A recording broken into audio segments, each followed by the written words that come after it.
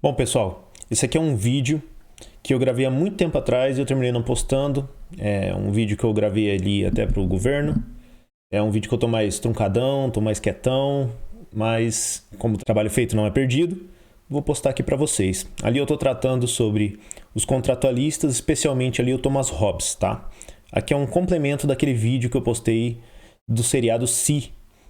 O seriado Si, eu fico usando o seriado como base. Aqui é basicamente a aula sobre Thomas Hobbes. Bom, quem foi o Hobbes, né? O Hobbes foi um dentre os 4 contratualistas que existem.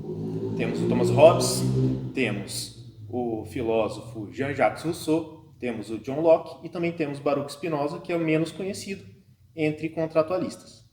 Geralmente, com o livro didático vai encontrar ali os 3 principais: Hobbes, Jean-Jacques Rousseau e John Locke. O Spinoza não vai entrar como contratualista, mas ele é um contratualista também. Quem foi Thomas Hobbes? Thomas Hobbes foi um filósofo que nasceu em 1588 e morreu em 1679. O Hobbes, aos 14 anos, ele já traduziu um livro.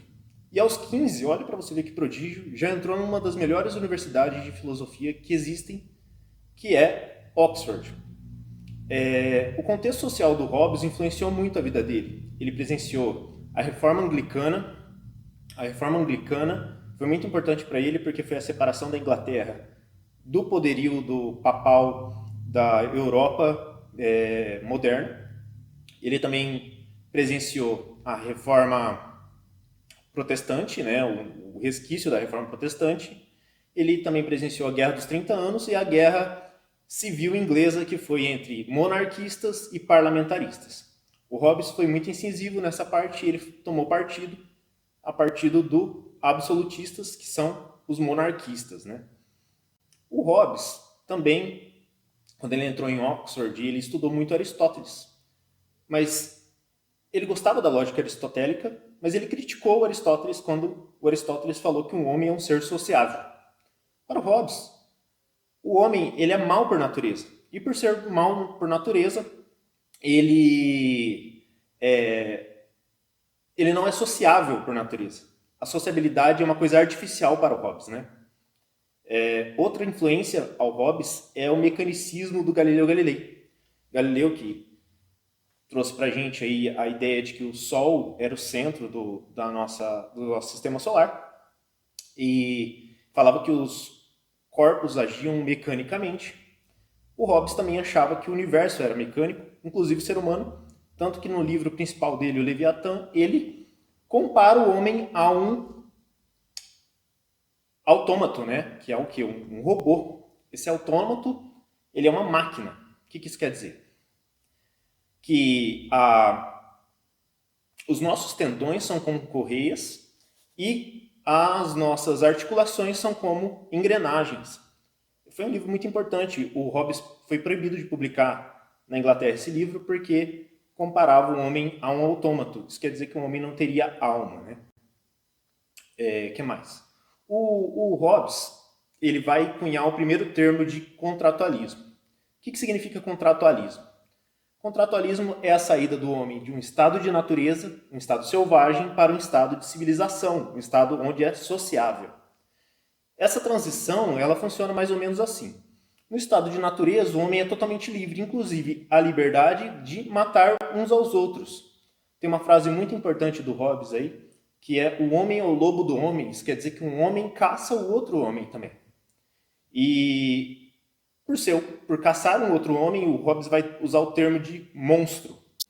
E a transição para a sociabilidade acontece quando os homens começam a temer um desses monstros que é mais forte do que os outros.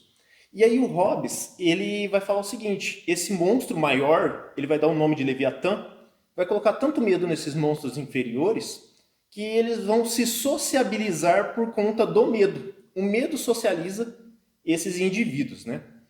Então, a partir desse momento, o que não florescia lá no estado selvagem começou a florescer no estado de civilidade. O estado de civilidade é onde os indivíduos podem procurar a sua própria felicidade, sendo que lá na selvageria, os indivíduos estavam sendo caçados, não dava para fazer esse tipo de coisa. O termo Leviatã que ele usa no seu principal livro vem da onde? O termo Leviatã vem do fenício. Os fenícios, eles acreditavam que existia um grande monstro no mar que colocava medo nos outros monstros. Esse grande monstro foi depois replicado na Bíblia, né? No livro de Jó, capítulo 40 a 42, onde ele descreve esse monstro. E esse monstro é tão poderoso que lutou contra os anjos e demorou bastante para os anjos conseguirem vencer a guerra. O Hobbes, ele vai usar esse termo por quê? Porque o Leviatã, ele é muito poderoso. Tão poderoso quanto Deus, em certo ponto. Né? Porque a sua maior criação, os mais poderosos, que eram os anjos, demoraram para lutar contra ele. E o Leviatã, ele é um grande dragão que pisa nas pessoas, que consegue massacrar as pessoas, os seus monstros menores, né? O Hobbes, ele vai falar assim que o Estado, que é esse grande Leviatã, ele é um homem artificial. Um homem artificial, por quê? Porque o homem natural, ele tem mente e tem corpo. E ele manda no corpo, o corpo obedece para o Hobbes. Já no Estado, a mente é o rei. E o corpo é a população que age em nome do rei. Tanto que na capa do livro do Hobbes, a capa que ele mesmo desenhou, tá? Você encontra ali o rei segurando a espada, que é a guerra, e o cetro, que representa a justiça.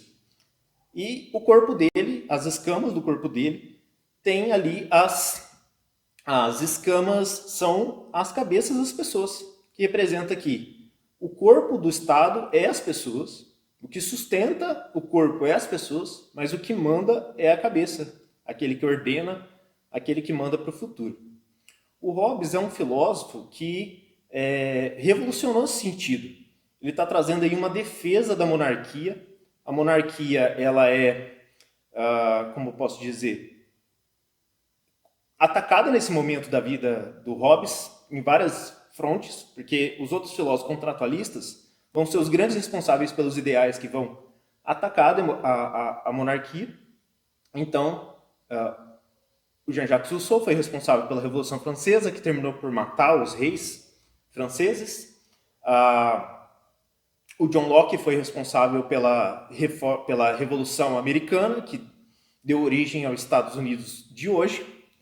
E eles foram, assim, influenciaram muito e aconteceu essa revolução. E isso também estava acontecendo na Inglaterra, ali na Reforma, na guerra inglesa, né, interna inglesa, entre os absolutistas, que eram monarquistas, e os parlamentaristas, que acreditavam na democracia. O Hobbes toma partido dos absolutistas porque ele acha que o rei, ele tem o poder e é muito mais ágil para conseguir agir na sociedade, para conseguir revolucionar, para conseguir adaptar a sociedade para uma coisa mais rápida, né? A monarquia termina por ser rápida para o bem quanto para o mal. Se você tem um rei bom, ele age muito rápido para resolver os problemas para o bem. Se ele tem um reinado ruim, ele é um rei mau, ele vai fazer barbaridades, né? E isso que os contratualistas da época do Hobbes tinham medo.